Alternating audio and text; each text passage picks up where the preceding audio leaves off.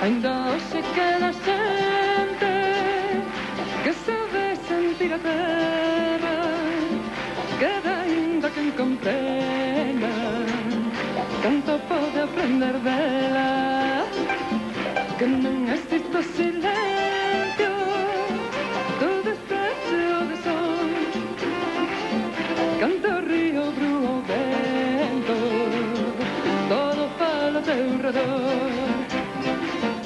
E é preciso que entendas o que intues no interior. Somos parte desta terra, porque a terra somos nós.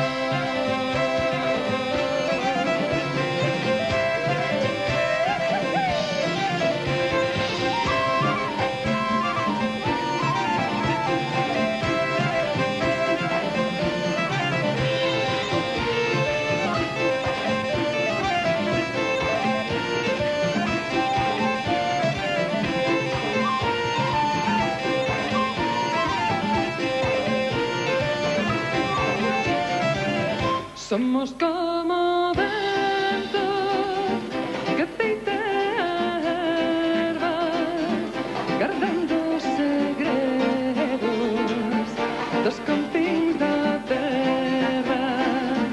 Somos como as pedras que o tempo moldea, envoltas nas névoas dos confins da terra. Somos como o lume que dá lume às pedras e espertas com pecas dos confins da terra.